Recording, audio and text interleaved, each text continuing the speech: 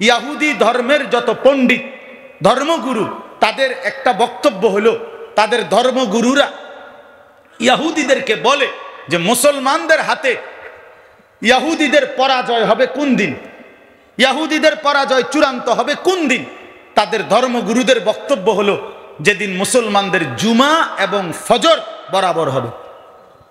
আল্লাহর কসম আমি নিজে পড়ছি, মুসলমানদের জুমার নামাজ আর ফজরের নামাজের মুসল্লি যেদিন বরাবর হবে সেদিন ইমানদার মুসলমানদের হাতে সমস্ত বেঈমানের পরাজয় হবে।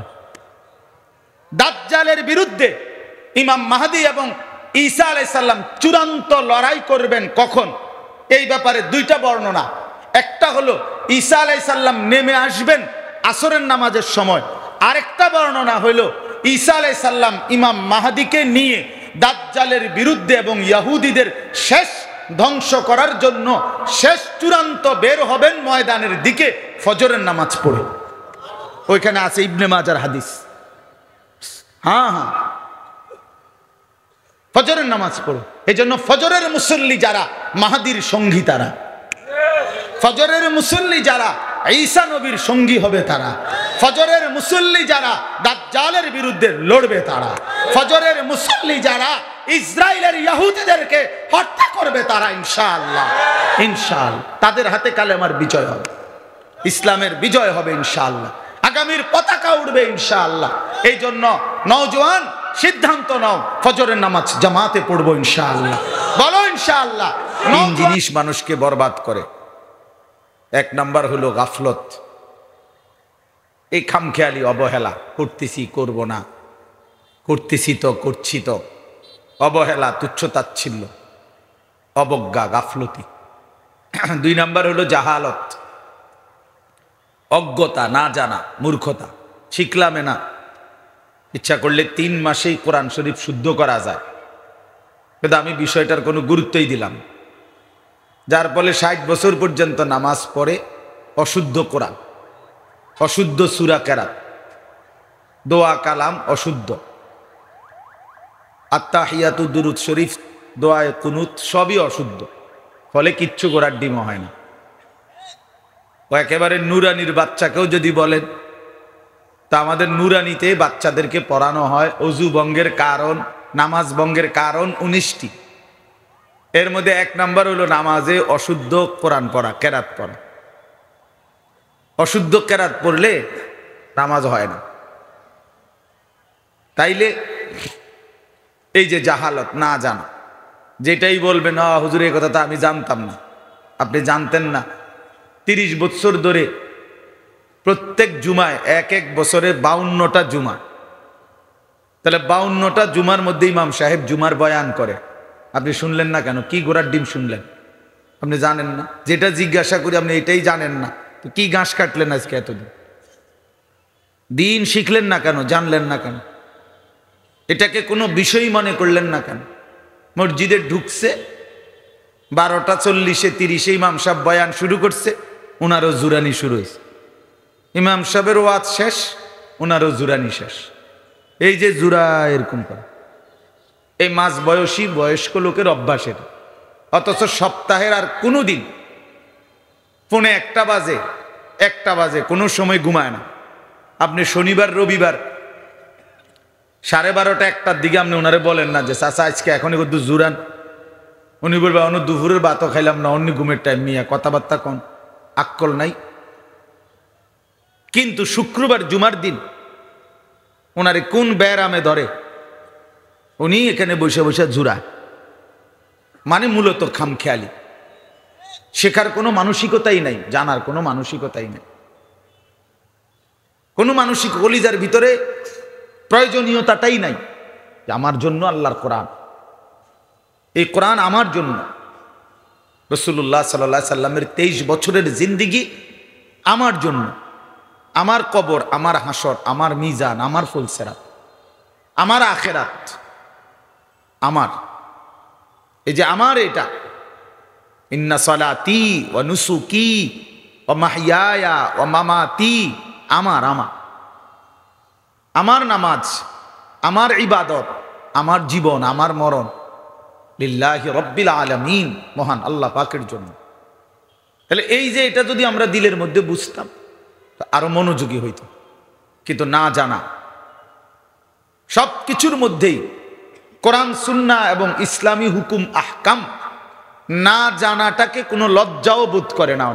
অনেক মুসলমান, অধিকাংশ জেনারেল শিক্ষিত অনেক মানুষ, উচ্চ শিক্ষিত, অনেক সুন্দর ইংরেজি বাংলা জানে, কথাবার্তা খুব চমৎকার, পৃথিবীর সর্বশেষ খবরটাও জানে, কিন্তু কোরআন শরীফের একটা সূরা কেরাত পড়তে বলবে, হুজুর বুঝেন তো আমরা তো জেনারেল শিক্ষিত মানুষ, তো এগুলো কি আর আমরা পারি? বাহ বাহ বাহ, মানে শুদ্ধ মারে কথা, বাংলা কয় শুদ্ধ, আরবি কয় অশুদ্ধ, ইংরেজি কয় শুদ্ধ, কোরআন শরীফ পড়ে অশুদ্ধ। তার মানে এটা কোনো বিষয়ই না। নাহলে ইংরেজিটা তো আপনি এত সুন্দর করে বলেন কেন? বাংলা কথাটা এত শুদ্ধ করে বলেন কেন? বলেন, সেখানে শুদ্ধর জন্য এতটা, একটা সাধারণ মানুষকে শুনাইবেন, তার জন্য এত সুন্দর, কেমন আছেন, ভালো আছেন, হ্যাঁ, এত সুন্দর করে বললেন, মহান আল্লাহ পাককে শুনাইবেন, সেটা এত অশুদ্ধ কেন? কোরআনুল কারীম তো আল্লাহকে শুনানো, তো আল্লাহ তাআলাকে শুনানোর ব্যাপারে এই খামখেয়ালি কেন? এই জন্য বললাম, জাহালত, অজ্ঞতা, মূর্খতা, দিন সম্পর্কে না জানা, কোরআন সুন্নাহর বিধিবিধান না জানা বরবাদ হওয়ার, জাহান্নামী হওয়ার একটা মৌলিক কারণ। এই ছেলে, এই অপদার্থ, বলছিলাম না মোবাইলটা সরাই, এটার দিকে তাকায় কি দেখো? তুমি আমার দিকে না তাকাইবা, মোবাইলের দিকে চাইছে ব্যাট খাও। তোমার মোবাইল নিয়ে তুমি আলগা যাও তাহলে ওখানে।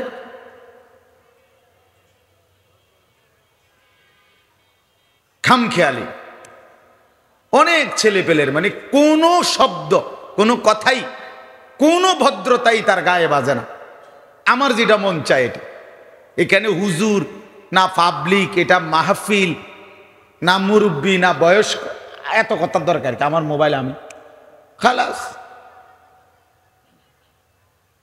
এটাই সিস্টেম।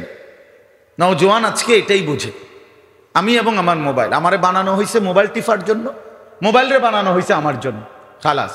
পৃথিবীর এই সব কিছু সৃষ্টির উদ্দেশ্য মোবাইল। এখানে হাসে, এটা দেখে কান্দে, এটার উপরে আবেগ, চিন্তা, চেতনা, বুদ্ধি, বিবেচনা, সমস্ত কিছু এই মোবাইলটার উপরে, সব কিছু। এই যে নিজে নিজে হাসে, মোবাইলের দিকে চাই আসে, কি আশ্চর্য। আমি ছেড়ে দেওয়ার মানুষ না, আমার এটা আমার বদ অভ্যাস, আমি টর্চ লাইটের মতো চোখ ঘুরাই। সদর বদর মানুষ আমি পছন্দ করি না। আমি একজনের জন্য বলতো আমার কোনো আপত্তি নেই। এজন্য ভাইয়া, গাফলত, খামখেয়ালি, গাফেল কোনোদিনও আগাইতে পারে না, আগাইতে পারে না। জাহালত, মূর্খতা, না জানা। আর 3 নাম্বার হলো দলালাত, পথভ্রষ্টতা, মানে পথ হারিয়ে ফেলা। আল্লাহ যার উপরে নারাজ হয় তাকে আল্লাহ তাআলা গোমরাহ করে দেয়। অনবরত, অব্যাহত, কথাটা বুঝেন, অব্যাহত গুনাহ এবং নাফরমানি ধারাবাহিক করতে করতে একদিন আল্লাহ পাক এমন নারাজ হয়, মনের ইচ্ছা মতো চলতে চলতে নাফরমান, একদিন আল্লাহ এমন নারাজ হয়, আল্লাহ ইচ্ছে করে আল্লাহই তাকে গুমরাহ করে দেয়। যা বেঈমান, তোরে আর আলোর পথ দেখাইলাম না। কোরআন শরীফে আছে, আফারাআইতা মান ইত্তাখাযা ইলাহাহু হাওয়াহু। আল্লাহ বলছে, বন্ধু আপনি দেখেন তাকে, যে তার মনের ইচ্ছাকে নিজের খোদা বানিয়ে ফেলেছে, তার মনে যা চাই তাই। ওয়া আদাল্লাহুল্লাহু আলা ইলমিন, আল্লাহ তাআলা বলেন আল্লাহই তাকে জেনে বুঝে আদাল্লাহু, পথভ্রষ্ট করে দিলেন, আল্লাহই গুমরা করে দিছেন। যা বেঈমান, কয়দিন হয় নামাজ পড়স না? মুসলমানের বাচ্চা 365 দিনের 1 বছর কোনদিন ফজরের নামাজ পড়লি না বেঈমান, ঠিক আছে, আর কোনোদিন তৌফিকে দেব না, যা নাফরমান যা। মুসলমানের ঘরে জন্ম নিয়ে 10 বছর মিথ্যা কথা বলে। মুসলমান কি প্রতিদিন মিথ্যা কথা কয়? 30 বছর সুদ খায়, 20 বছর ধরে কথায় কথা গালি দেয়, প্রতিদিন প্রতিনিয়ত দাড়ি কাটে মুসলমান। হ্যাঁ, কি ব্যাপার? কত বছর দাড়ি কাটেন, কত বছর মিথ্যা বলেন, কত বছর ধরে সুদ খান, কত বছর ধরে নর্তকী দেখেন, নাটক সিনেমা দেখেন, টেলিভিশন দেখেন, কি ব্যাপার? ফিরতে পারছেন না কেন? আল্লাহ পথ হারা করে দিছে, আল্লাহ পথ ভুলায় দিছে, পথ ভুলায় দিছে। ওয়ালা তাকুনু কাল্লাযীনা নাসুল্লাহ ফাআনসাহুম আনফুসাহুম। আল্লাহ বলছে, বান্দা আমারে ভুলে যেও না। বেশি ভুলে গেলে একদিন আমি তোমারে তোমার আত্মপরিচয় ভুলায় দেব। একদিন তোমার কবর, তোমার আখিরাত আমি আল্লাহ নিজে ভুলিয়ে দেব। আমরা অনেক সময় রাগ করলে বলি, বেটা এমন ফিডাফিট মু বাফের নাম ভুলাই দেবো, বেটা 14 গোষ্ঠীর নাম ভুলাই দেবো, বলে না মানুষ? এমন ফিডা দিমু বেটা, ফাজলামি করস। এ ঠিক আল্লাহ বলছে, বান্দা কার লগে ফাজলামি করস, কারে সেজদা দাও না, ঠিক আছে মনে রাখিস, আর কোনোদিন তৌফিক দেব না, আর কোনোদিন সুযোগ দেব না। ফাআনসাহুম আনফুসাহুম, পরিচয় ভুলায় দেব, পরিচয় ভুলায় দেব। আর কোনোদিন মনে পড়বে না তুমি মুসলমান, আর কোনোদিন মনে পড়বে না তোমার কবর আছে, আখিরাত আছে। আরে বাপ, এর চাইতে বড় লানত, অভিশাপ আর কিছু না, যে আল্লাহ পথ ভ্রষ্ট করে দিছে। আদাল্লাহুল্লাহ, আল্লাহ বলেন আমি পথ হারা করে দিলাম। কোরআন শরীফে আছে, আল্লাহ বলেন ওয়ামান ইউদলিলিল্লাহু ফামা লাহু মিন হাদ। আল্লাহ যাকে পথভ্রষ্ট করে দিলেন তার জন্য আর কোথাও কোনো পথ প্রদর্শক নাই, নাই। আল্লাহ যদি কাউকে পথভ্রষ্ট করে দেয় তো তারে হেদায়েত দিবে কে? আব্দুল কাদের জিলানী, জুনায়েদ বাগদাদি, জুনায়েদ বাগদাদির আব্বা। তাইলে আল্লাহ বলছেন আমি পথ দলালাত, পথ হারা করে দিলাম।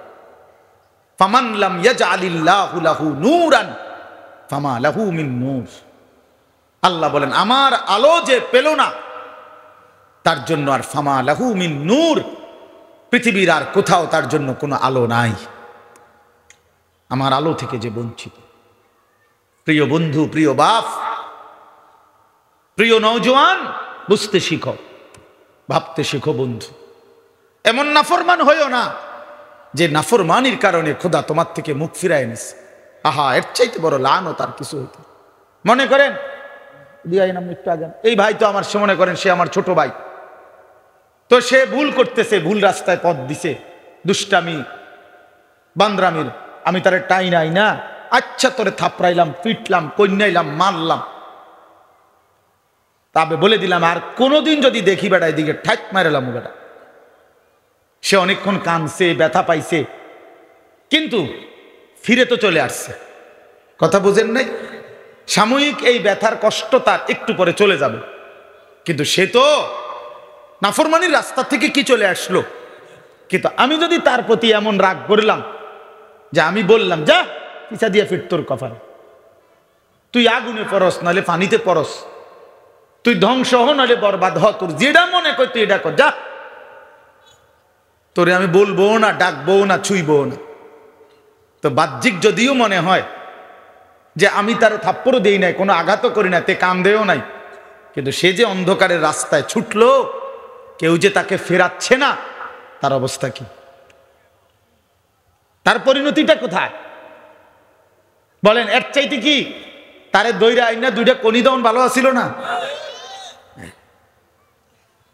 এই জন্য বাপ, ওই আমরা যে ওয়াজ করি, যত বড় বক্তাই কন আর ছোট বক্তাই কন, আমরা আগে কথা ভাঙ্গা লই।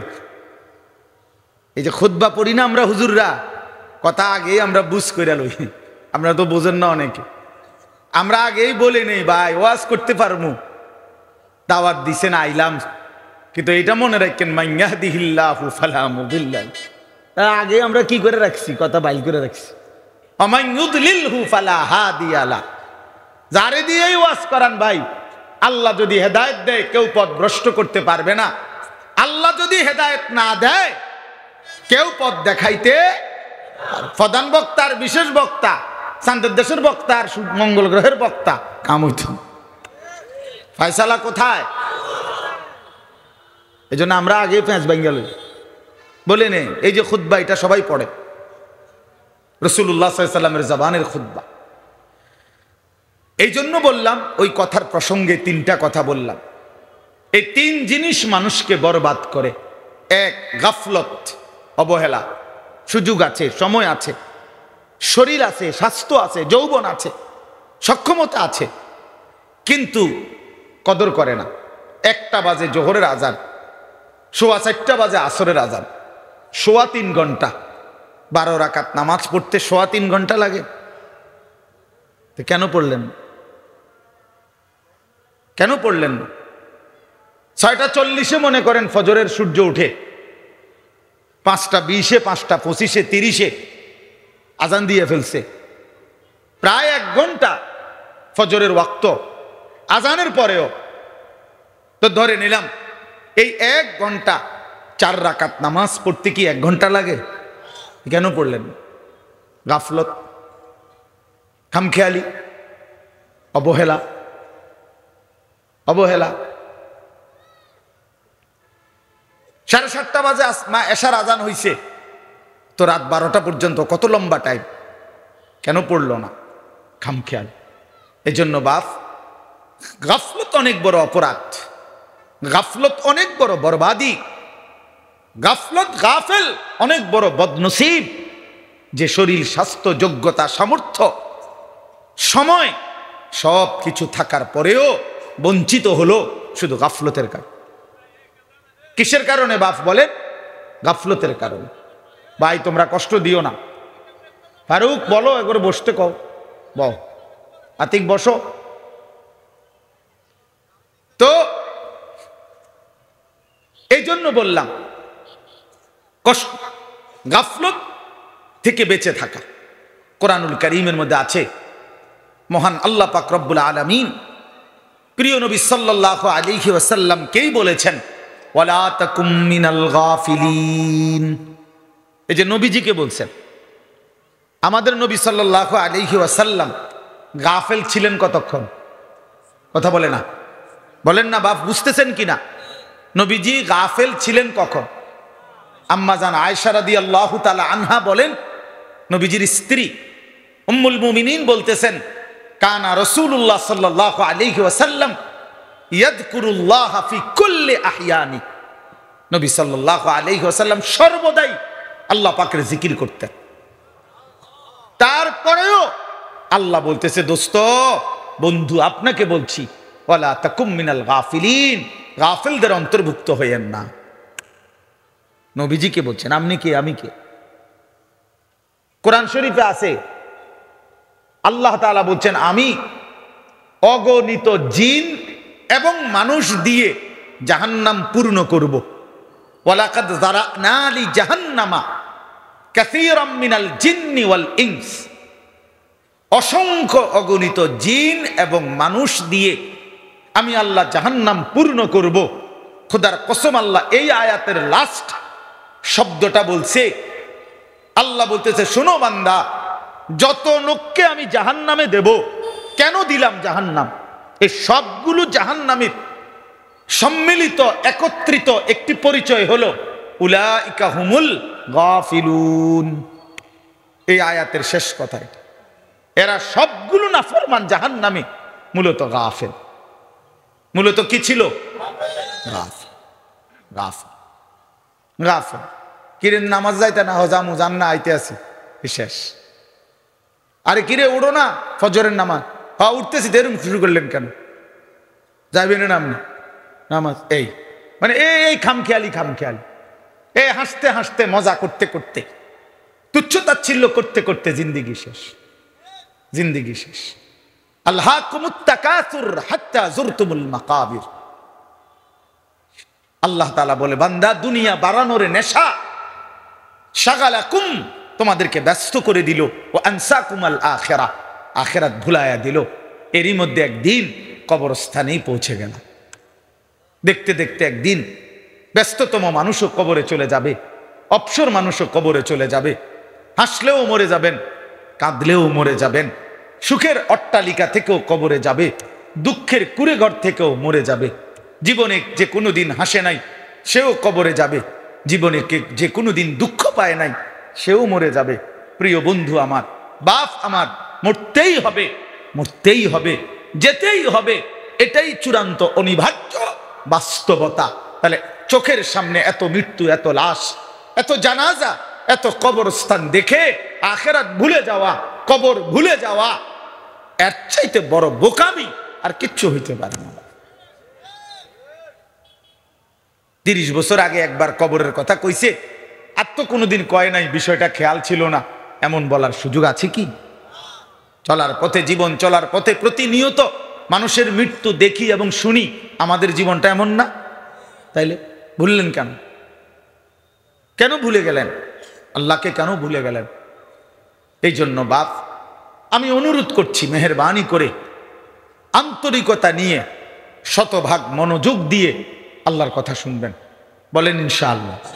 শুধু আমি একজনের বয়ান না, আমি এই কথাটা এত লম্বা করলাম এই জন্য, অর্থাৎ শুক্রবার জুম্মার বয়ান মনোযোগ দিয়ে শুনবেন। আপনার এলাকার হুজুর, স্থানীয় উলামায়ে কেরাম, আপনার মসজিদের ইমাম সাহেব, সবাই সারা বাংলাদেশ জনপ্রিয় হইতে হবে। প্রিয় ভাই আমার, এটা কোনো কথাই না। জনপ্রিয়তা, খ্যাতি, এটা একটা ধোঁকা, ধোঁকা, ধোঁকা বেটা, এটা ধোঁকা বেটা, এটা ধোঁকা।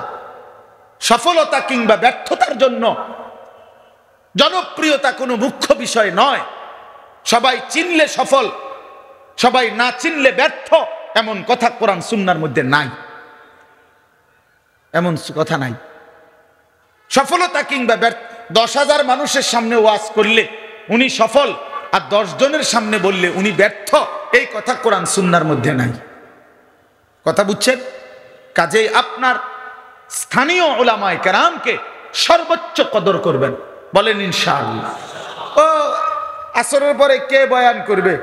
ও হুজুর, আমরা এলাকার হুজুররা কিছু টুকটাক কইব, ওই এমনি কথা কয়, ওটা বেটকি মারে। এবার এলাকার হুজুর কখন এটা টুকটাক হয়ে গেছে। তা আমি অনেক মানুষের জিজ্ঞাসা করছি, মিয়া স্থানীয় উলামায়ে কেরাম বললে বুঝি এটা টুকটাক হয়? টুকটাক অর্থ কি? আল্লাহর কথা বল, টুকটাক কি তা? বলেন, তামাশা আর কি। অথচ কোরআনুল কারীমের মধ্যে আছে, ওয়াজাআকুমুন নাযীর, আল্লাহ প্রত্যেক জাহান্নামীকে বলবে, তোমার কাছে আমি 2টা জিনিস, এক, তোমারে আমি হায়াত দিছি আমল করার মতো, আরেকটা হলো তোমার কাছে আমি ভয় প্রদর্শনকারী বান্দা পাঠিয়েছি। অতএব প্রত্যেক অঞ্চলে ওয়ালি কুল্লি কওমিন হাদ, কোরআনে আল্লাহ বলছে প্রত্যেক জাতির জন্য, গোষ্ঠীর জন্য পথ প্রদর্শক আল্লাহ নির্ধারণ করেছেন।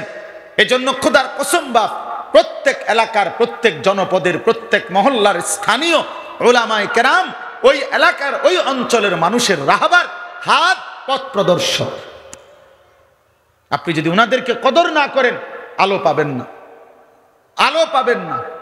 না, সবসময় বড় চাঁদের দেশের হুজুর আইতে হইব, মঙ্গল গ্রহ থেকে একেবারে ফিকাফে করে হুজুর আনতে হইব, এটা বিরাট তাজা হুজুর, মোড়া তাজা হুজুর আনতে হইব, এটা কোনো কথা না। না না, সবাই চিনতে হবে জরুরি না। আপনাদেরকে আমি একটা ছোট্ট উদাহরণ বলি। কোরআনুল কারীমের মধ্যে 25 জন নবী এবং রাসূলের নাম আছে। এখানে আমার শ্রদ্ধেয় উলামায়ে কেরাম আছেন, আপনি জিজ্ঞেস করেন কোরআনে নবীর নাম আছে কয়জন? 25 জন। বলেন না কয়জন? তো নবী রাসূল তো মোট 25 জন, কয়জন? তো 1,24,000 কিংবা 2,24,000, এই আরো বেশি কম হইতে পারে। তো 1,24,000-ই ধরেন। তো কোরআন শরীফে নবীদের নাম আছে 25 জন। হাদিস এবং অন্যান্য ইতিহাসের কিতাবে মিলাইলে, সবগুলো মিলাইয়া বাড়ি সালান দিয়া 100 নবীর নাম মিলাইতে কষ্ট হয়ে যাবে। কথা বুঝেন? একেবারে বাড়ি সালান দিল, সমস্ত নবীর নাম মিলাইলে, সব কিতাব খুঁজা তো 100 জনে যদি মনে করেন জানা গেল, ধরে নিলাম, তো 1,24,000 নবীর মধ্যে 100 জনের নাম মনে করেন আমরা পৃথিবীবাসী জানি, ওলামায়ে কেরাম জানে, তো বাকি যাদের নাম কেউ জানে না ওনারা ব্যর্থ। মতো তো চেনে না, ওনারা তো ভাইরাল না, ওনাগরও তো সবাই চেনে না, বলেন তো ওনারা ব্যর্থ। তাইলে আমাদের প্রিয় নবী সাল্লাল্লাহু আলাইহি ওয়াসাল্লাম বিদায় হজ্জের মাঠে আরাফাতের ময়দানে ভাষণ দিয়েছিলেন যখন 10ম হিজরিতে, তখন নবীজির সামনে হজ্জের মাঠেই ছিল 1,25,000 সাহাবী। তো কম বেশি হইতে পারে আরো, তা আপনি ধরেন 1,25,000, এটাই তো 1,25,000 নাকি? পৃথিবীর সমস্ত কিতাব একত্রিত করলেও 5,000 সাহাবীর নাম খুঁজে পাওয়া যাবে না। একবার সব কিতাব খুঁজে ফেললো, সর্বোচ্চ 313 জন বদরি সাহাবীর নাম একসাথে আছে, আর বাকি আরো আছে সাহাবীদের নাম।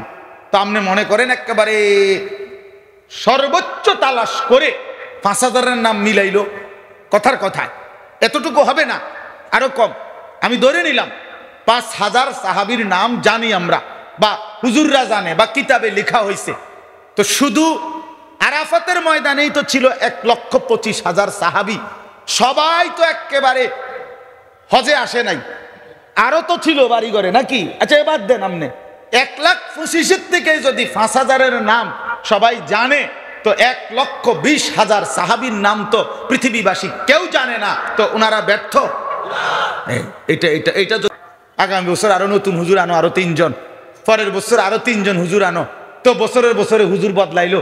হ্যাঁ, হুজুর আনলো, মনে করেন একজন চাঁদের দেশের থেকে, একজন মঙ্গল গ্রহ থেকে, একজন সিলেটের, একজন লন্ডনের, তো আপনার তো কোনো পরিবর্তন নাই, তো হুজুর বদলাইয়া লাভ কি? আপনি তো এই তো আজকে 60 বছর অনবিরিয়ে খান, কথা কয় না ওমা, আমনে ডাকাইতের তো কোনো বদলানি নাই, আমনে তো আজকে 60 বছর এখনো যে আক করলেই কথায় কথায় গালি দেন, তো কার কাছে ওয়াজ করে? এই ওয়াজ যায় কই? এগুলা যায় কই? এত ওয়াজ কই যায় বলেন ইনসাফের সাথে? এই জন্য দয়া করে ভাবতে শিখেন, বুঝতে শিখেন। একজন আলেমকে আমারে মনে করেন 10,000 মানুষ আমারে চিনে, 10 লাখ মানুষ চিনে মনে করেন, তো চিনলে আপনার কি? আপনার ফায়দা কি মিয়া? আপনি বদলাবেন কখন সেটা বলেন, আপনি চেঞ্জ হবেন কখন সেটা বলেন, আপনার আমার জিন্দেগি চেঞ্জ হবে কোন দিন সেটা বলেন। এই জন্য প্রিয় ভাই, প্রিয় বাপ, ওলামায়ে কেরামের কথাকে কদর করে নিজের ফিকির করা, নিজের সংশোধনের ফিকির করা, নিজের জিন্দেগি সাজানোর ফিকির করা, এটা জরুরি বিষয়। ইন উরিদু ইল্লাল ইসলাহা মাস্তাতাতু, কোরআন শরীফে আছে, নবীগণ মানুষদেরকে বলতেন, হে আমার জাতি, দিবানিশি তোমাদেরকে আল্লাহর পথে ডাকতেছি। কেন কেন ডাকছেন? 950 বছর হযরত নূহ আলাইহিস সালাম মানুষকে আল্লাহর দিকে কেন ডাকলেন? আর নবীরা বলতেন, ইন উরিদু ইল্লাল ইসলাহা মাস্তাতাতু, হে আমার জাতি, আর কোনো উদ্দেশ্য নাই, উদ্দেশ্য কেবল একটাই, তোমাদের সংশোধন আমার সাধ্যের সবটুকু দিয়ে। নবীরা বলতেন যে আমি আমার সাধ্যের সবটুকু দিয়ে আমি তোমাদের সংশোধন চাই, তোমাদের পরিবর্তন চাই। এই জন্য আল্লাহ নবী সাল্লাল্লাহু আলাইহি সাল্লাম 23টা বছর দুয়ারে দুয়ারে ঘুরছেন। নবী সাল্লাল্লাহু আলাইহি সাল্লামের যেই কোনো ঐতিহাসিক পরীক্ষা করিলে এটা প্রমাণ হবে, আল্লাহ নবী সাল্লাল্লাহু আলাইহি সাল্লাম বিছানার মধ্যে কাত হইছেন যতটুকু, আল্লাহর কসম উম্মতের জন্য দুয়ারে দুয়ারে হাঁটছেন তার চাইতে 10 গুণ বেশি। নবী সাল্লাল্লাহু আলাইহি সাল্লাম মাত্র 10 বছর, 9 বছরের ভিতরে রাসূলুল্লাহ সাল্লাল্লাহু আলাইহি সাল্লাম 57টি যুদ্ধ মদিনায় থাকাকালীন পরিচালনা করেছেন। এর মধ্যে 27টা যুদ্ধে নিজে সশরীরে অংশগ্রহণ করেছেন। 30টা যুদ্ধে সাহাবায়ে কেরামের নেতৃত্বে যুদ্ধের কাফেলা পাঠাইছেন। তো যিনি 9 বছর, 9.5 বছর, 10 বছরের ভিতরে 57টি যুদ্ধ পরিচালনা করছেন, 27টা যুদ্ধে নিজে অংশগ্রহণ করেছেন ঘোড়ার পিঠে চড়ে, এরপরে কোরআনুল কারীমের আয়াতগুলো সংগ্রহ করেছেন, এই লক্ষ সাহাবীর মাসআলা মাসাইলের সমাধান দিয়েছেন, এরপরে উম্মতের 5 ওয়াক্ত নামাজের ইমামতি করেছেন, জুমার নামাজের বয়ানাত করেছেন, সাহাবায়ে কেরামকে তালিম দিয়েছেন, অন্তরাত্মা তাজকিয়া পরিশুদ্ধ করার মেহনত করেছেন, হার সমস্ত এই ফিকির এবং এই মেহনতের ভিতরে বিশ্রাম মিলল কখন? বলেন, ইনসাফের কথা বলেন, বিশ্রাম মিলল কখন? এই পরিমাণ পেরেশানি আর অস্থিরতা আল্লাহ নবী সাল্লাল্লাহু আলাইহি সাল্লামের ছিল, যে অস্থিরতা আর পেরেশানির কারণে আল্লাহ তাআলা কোরআনুল কারীমের আয়াত নাজিল করে আল্লাহ নবীকে থামতে বলছে, বন্ধু ফালাআল্লাকা বাখিউন নাফসাকা আলা আসারিহিম ইল্লাম ইউমিনু বিহাদাল হাদিসে আসাফা। আল্লাহ নিজে বলছে, বন্ধু আরে আরে আরে আপনি তো মরে যাবেন, আপনি কি শুরু করলেন? লোকেরা ঈমান আনতেছে না, এই আফসোসে আফসোসে আপনি কি মরে যাবেন? আপনি কি জীবন দিয়ে ফেলবেন নাকি? থামেন, একটু বিশ্রাম করেন, শরীরের উপরে রহম করে, রহম করে। আজকে আমরা শামীম ভাই, এখানের ওলামায়ে কেরাম, এরা আমারে বলতেছে, হুজুর শামীম ভাইরে কত থামান, বেচারারে কোন একটু বিশ্রাম হয়েছে, কোনো ঘুম নাই, নিদ নাই, একটা মাহফিলের জন্য কি পরিমাণ দৌড়াদৌড়ি। আমিও আইয়া দেখছি যে ঘাম বাইয়া বাইয়া পড়তেছে, কথার কথা। তাহলে পেরেশানি রাসূলুল্লাহ সাল্লাল্লাহু আলাইহি সাল্লামের এমন ছিল। এই জন্য দোস্ত আমার, বন্ধু আমার, ফিকির একটাই, ওলামায়ে কেরামের সংশোধন, সংশোধন, সংশোধন দরকার। শুধুমাত্র বক্তা চেঞ্জ করলেন একটার পর একটা, অথবা উনার বয়ান একটু ভাল লাগছে, উনার সুর ভাল লাগছে, উনি দুইটা শিক্ষার দিছে, শিক্ষারটি সেরকম হয়েছে, হ্যাঁ দুইটা হুঙ্কার মারছে, উড়ে এলাইব কইছে, আমরাও কইছি উড়ে এলামু, এটা সুন্দর লাগছে। তো কারো হুঙ্কার, কারো চিৎকার, কারো সুর, কারো টানা, কারো কোয়ানি, এগুলো আমনেতে ভাল লাগছে। তো ওয়াজ শুনছেন কি, হেডা না করবেন। পরিবর্তনের কথা বলেন, ইসলাহের কথা বলেন, সংশোধনের কথা বলেন, নিজের ফিকিরের কথা বলেন। ফজরের নামাজ পড়বেন কোন দিন? আমার কিশোর নওজোয়ান, তোমরা ফজরের নামাজ পড়বা কোন দিন? প্রিয় বন্ধু আমার, ভাই আমার, নওজোয়ান সাথী আমার, ফজরের সেজদা ছাড়া তোমার দ্বারা কালেমার বিজয় হবে না। আমি বললাম হবে না, আমি বললাম হবে না। যেই কপালে ফজরের সেজদা নাই, তোমার দ্বারা ঈমান ইসলামের পতাকা উড়বে না। হকের বিজয়, কালেমার বিজয় ফজরের সেজদার উপরে, এটা গুরুত্বপূর্ণ, সবচেয়ে গুরুত্বপূর্ণ। এই জন্য ফজরের নামাজকে বলা হয় ওয়াক্তুল ইনকিলাব, পরিবর্তনের সময়। ফজরের ওয়াক্তে বেঈমান ধ্বংস হয়, ফজরের ওয়াক্তে ইমানদারের বিজয় হয়।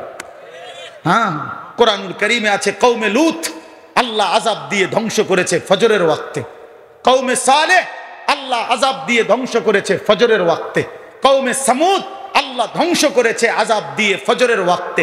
ফাআসবাহু ফি দারিহিম জাসিমিন, ফাআসবাহু সুবহ, সুবহ ভোর, এই ফজরের ওয়াক্তে। ফেরেশতা জিজ্ঞাসা করছে, আল্লাহ লূত আলাইহিস সালামের কওমকে আমি উল্টে দেব কখন? আল্লাহ বলছে ইন্না মাউইদাহুমুস সুবহু আলাইসা সুবহু বিকরিব।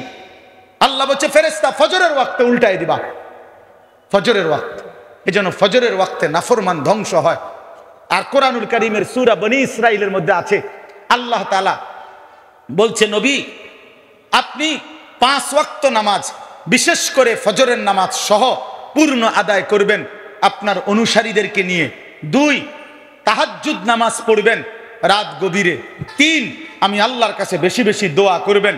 আল্লাহর নবী বলেন, আরে আল্লাহ বলেন, বন্ধু এই 3 আমলে যত্নবান হবেন, আমি ওয়াদা দিলাম, ওয়াকুল জা আল হাক্কু ওয়া যাহাকাল বাতিল।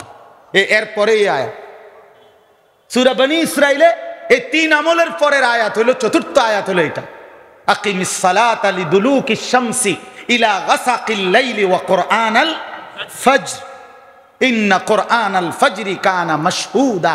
আল্লাহ 4 ওয়াক্ত একসাথে বলছে, লিদুলুকিশ শামসি ইলা গাসাকিল লাইল। আল্লাহ বলে সূর্য পশ্চিম দিকে হেলে যাওয়ার পর থেকে রাত্র পূর্ণ হওয়া পর্যন্ত যেই নামাজগুলো, সেগুলো আদায় করেন। অর্থ হলো জোহর, আসর, মাগরিব, এশা, ওয়া কুরআনাল ফজর, এবং বিশেষভাবে ফজরের নামাজ আদায় করেন। আল্লাহ কোরআনে বলছে বিশেষভাবে কোন নামাজ? বলেন না কোন নামাজ? বলেন, আবারও বলেন কোন নামাজ? আর পরে আল্লাহ বলছে ওয়ামিনাল লাইলি ফাতাহাজ্জাদ বিহি নাফিলাতাল লাগ, এই তাহাজ্জুদ।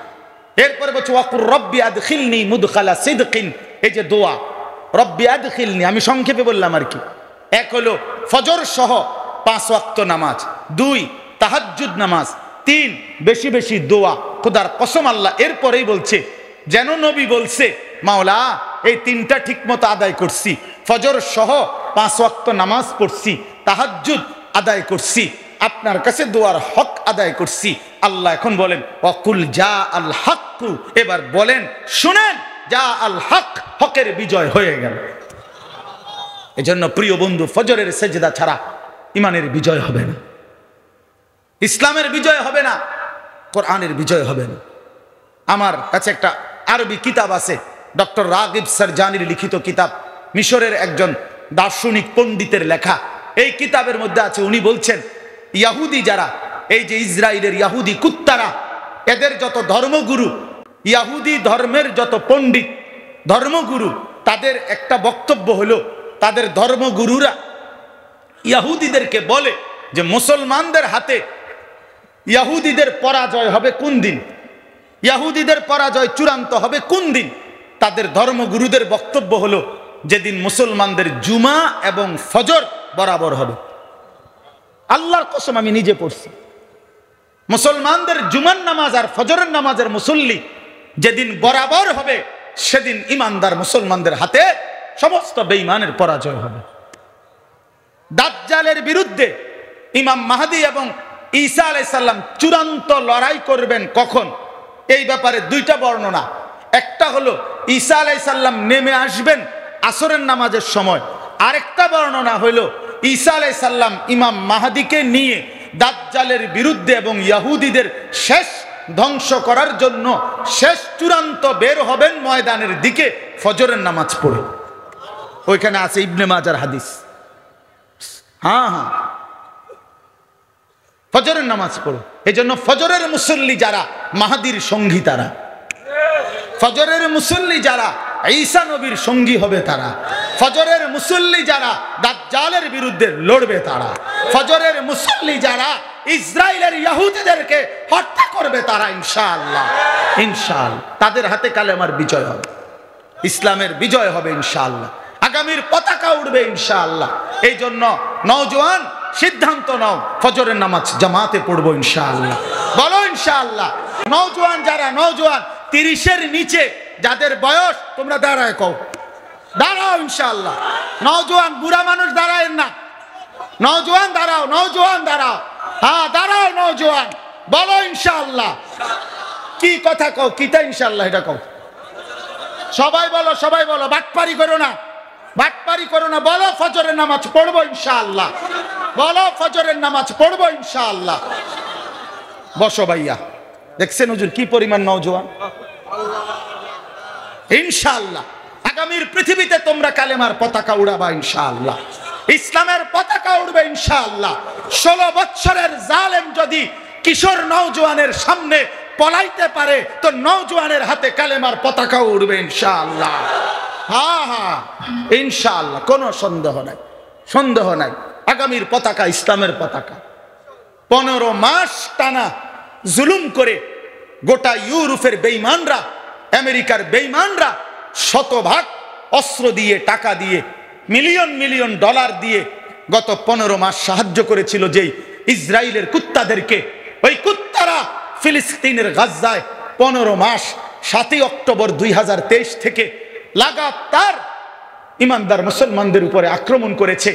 প্রায় 50,000-এর চাইতে বেশি মুসলমান শহীদ করছে, 6 লক্ষের চাইতে বেশি বাচ্চা এতিম হয়েছে, লক্ষ লক্ষ মা বোন স্বামী হারা বাপ হারা হয়েছে। একটা ঘর বাড়ি গাজ্জার মধ্যে ফিলিস্তিনের মাটির উপরে নাই, সমান করে দিছে।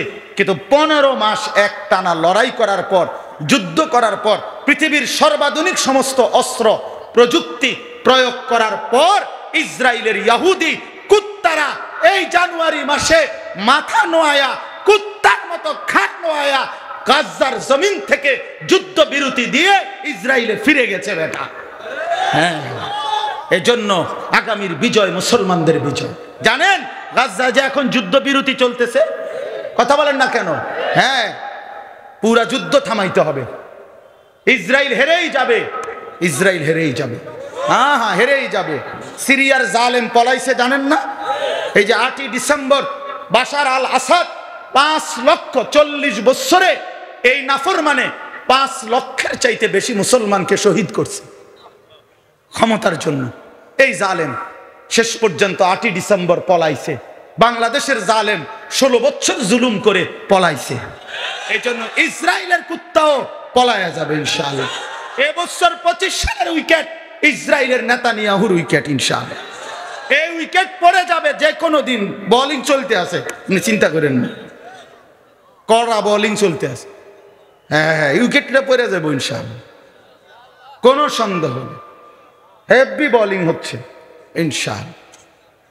হ্যাঁ, এজন্য দোস্ত, নওজোয়ান আমার, আগামীর পৃথিবীতে ইসলামের পতাকা উড়াবার জন্য তোমরা তৈরি হও, কালেমার পতাকা উড়াবা।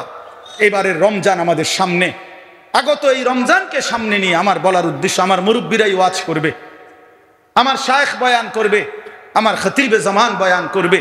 আমি শুধু এতটুকুই বলতে চাই, এবারের রমজানকে সামনে রেখে চলেন জীবন নতুন করে আখিরাতের জন্য, ইসলামের জন্য নিজেকে সাজিয়ে তোলার জন্য আমরা প্রস্তুতি নিই। মাহে রমজান হোক পরিবর্তনের, কি বলেন?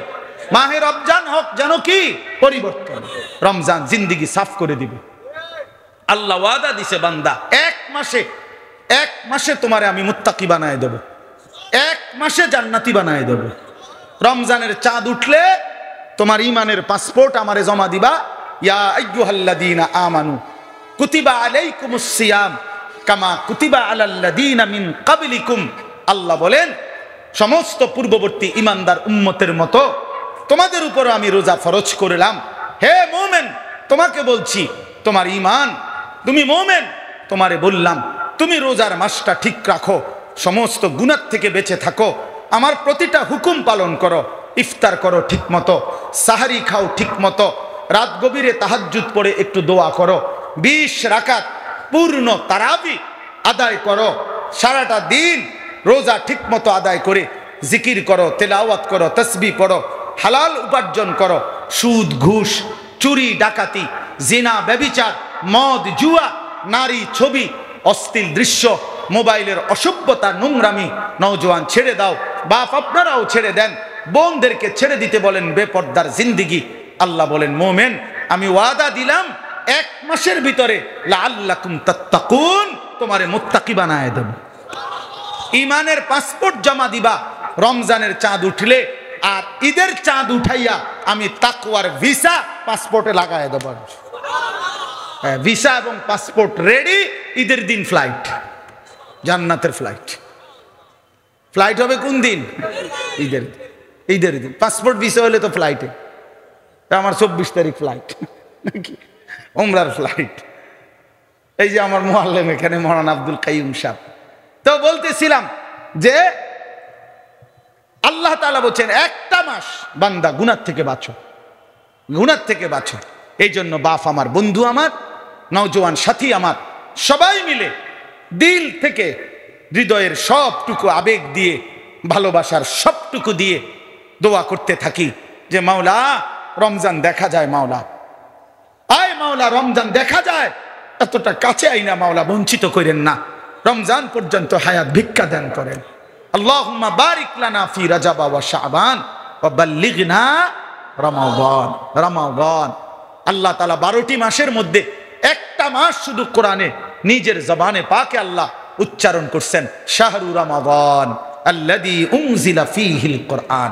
পুরা কোরআনের মধ্যে এইটাই নাম, শাহরু রমাদান, রমজান মাস। তাহলে রমজান এই শব্দটাই আল্লাহর কাছে এতটা প্রিয় যে কোরআনুল কারীমে আল্লাহ নিজে উচ্চারণ করেছেন। এই জন্য আমরা ইনশাআল্লাহ রমজানকে সামনে রেখে নিজের আখলাক, নিজের চরিত্র সংশোধন করে ঈমান আমলের জিন্দিগি, আখিরাতের জিন্দিগির প্রস্তুতি নেব তো ইনশাআল্লাহ। আল্লাহ তাআলা আমাদের সবাইকে তৌফিক দান করেন, সবাইকে কবুল করে নেন। আজকের এই বরকতময় মাহফিলে আল্লাহ তাআলা ভরপুর কবুল করে নেন।